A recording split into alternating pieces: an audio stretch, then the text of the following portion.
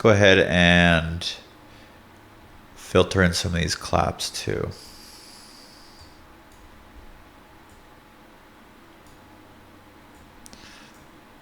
And then let's automate the on-off switch so it doesn't go on until right here. And then turn it back off right there.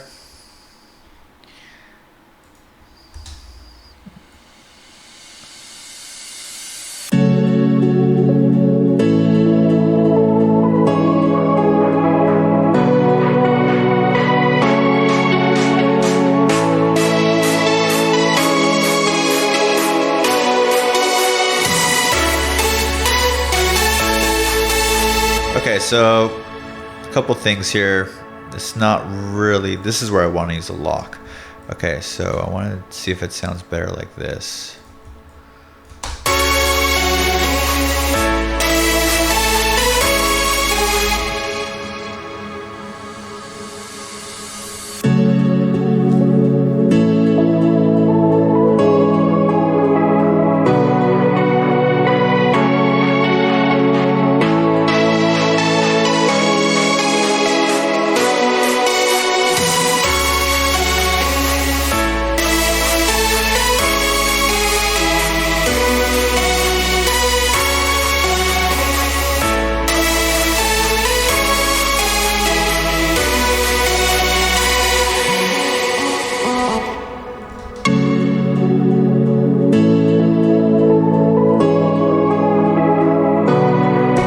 We're gonna have to listen from the beginning to see if it matches up with this.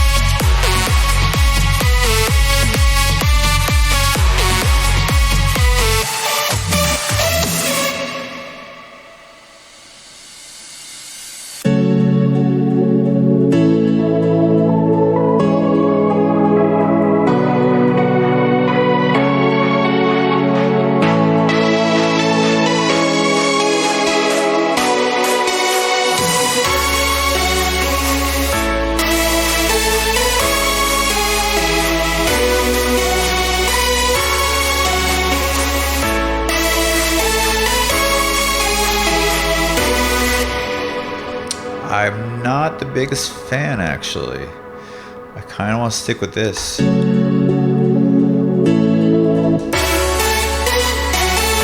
And in fact, let's go ahead and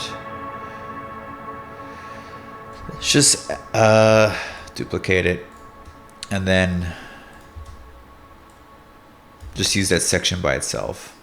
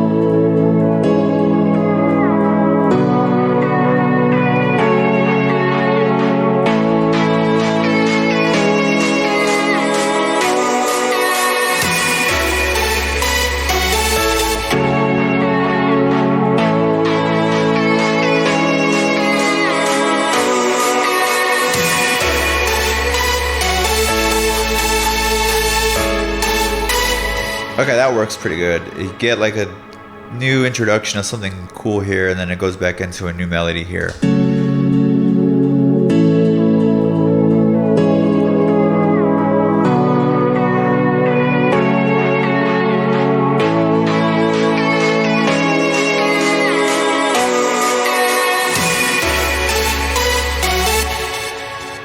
That works pretty good. Okay. I think we should probably try to switch up maybe this section right here with a new melody for a drop melody.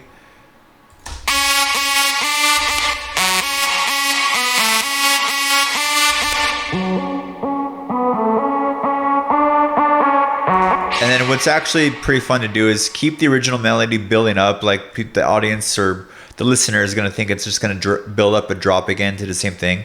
And then you, at the drop, you try a new melody, like not entirely new because that's kind of too drastic and it'd be too much of a contrast to the listener's ear to be really enjoyable, in my opinion. You just have you have pretty much the same note placement, just like I did before. Just remove some notes or do some real minimal note movement, and you can kind of come up with a whole new idea.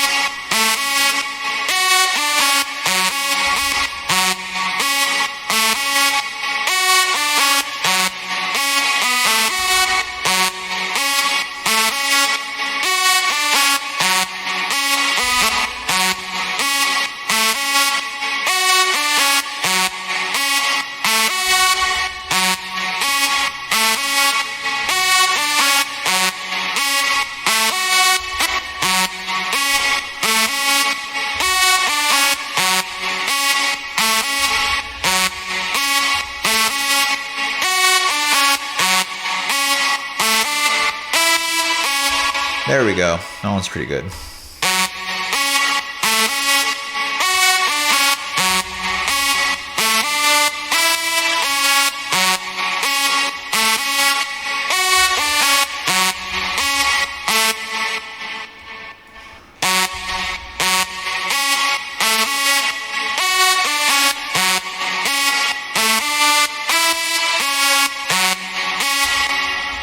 Okay, let's see how that works.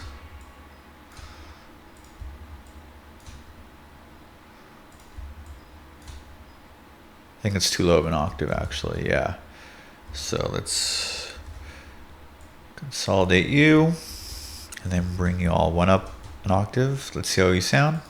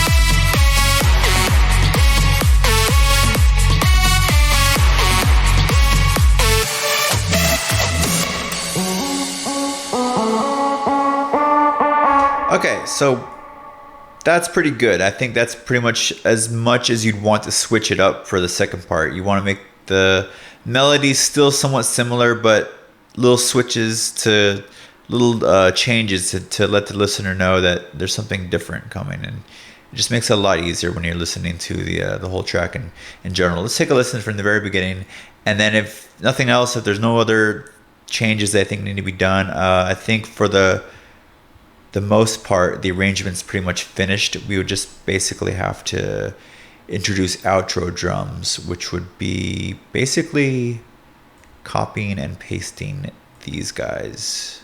So first you kind of do the opposite. You know how like we had the full low end drums come in right here? Well, instead you're gonna bring these in first. Do a simple copy. And then let's go ahead and zoom in. And paste time.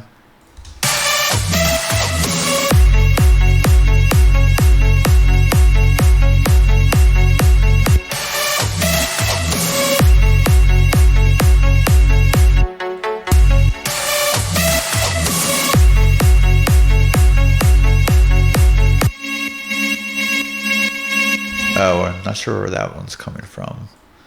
Let's see.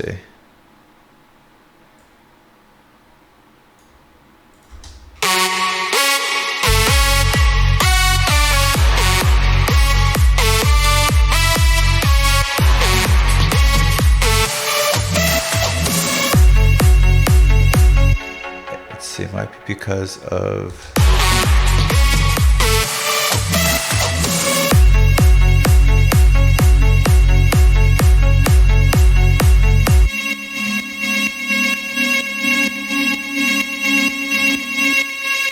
Oh, it's this thing right here. Okay.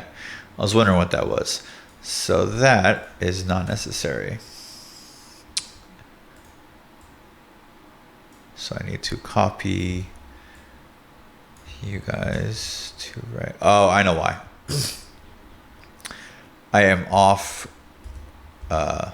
one on the copy and paste here. So I'll explain what I did.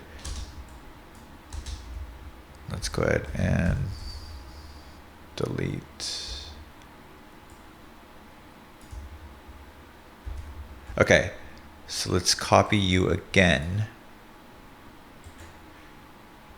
And then, oh, that's why. I had the lock on. Like I said earlier, you have to make sure that lock is off or it's gonna lock the automation so it doesn't copy the automation points. And then when you're about to copy and paste, make sure you have the very top channel highlighted.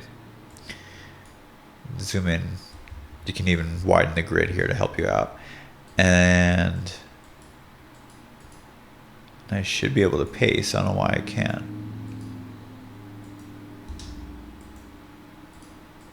Let's try it again. Okay, so we want to copy these guys right here. Copy. And then I want to paste it right here. There we go.